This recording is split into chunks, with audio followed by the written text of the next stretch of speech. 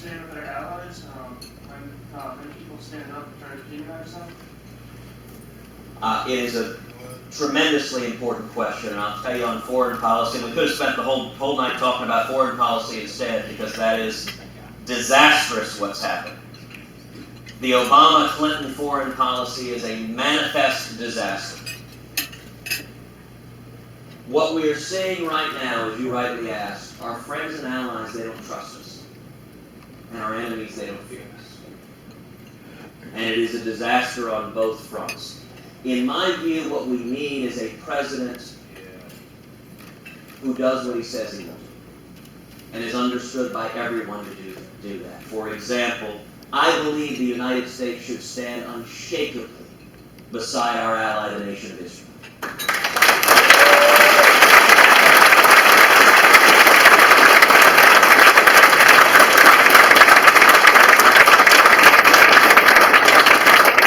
In my time in the Senate, I have tried to do everything possible to lead the effort to strengthen our friendship and alliance with Israel. And unfortunately, we have seen this administration as the most antagonistic administration in history to the nation of Israel, right down to the president, his political team being in Israel, helping lead the campaign against Prime Minister Netanyahu. Now, thankfully, the people of Israel didn't take too kindly to that, and they just re-elected the Prime Minister by overwhelming numbers. But let me point out something broader in terms of foreign policy, and it's a bit of historical remembrance. We have seen foreign policy be a disaster before. In fact, I've said many times that I think where we are now bears uncanny similarities to the 1970s. The parallels between Barack Obama and Jimmy Carter are uncanny. And I'll tell you, in the 1970s, things were dark. You had misery, you had stagnation, you had malaise, you had double-digit unemployment and 22% interest rates. You had gas lines going around the block.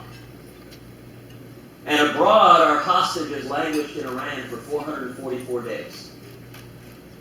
We sent a military rescue mission. It crashed in the desert with no opposing fire.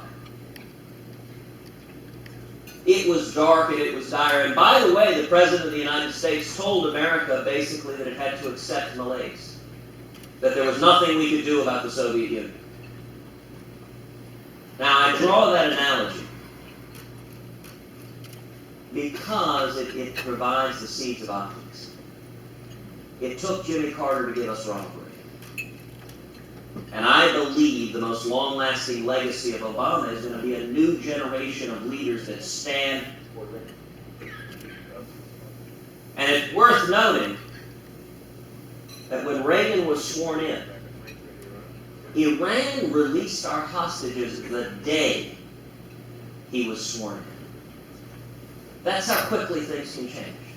Why? Because Iran understood there was a new leader who would do what he said he would do, whose word could be trusted. And we went from there to winning the Cold War without firing a shot and to tearing the Berlin Wall to the ground.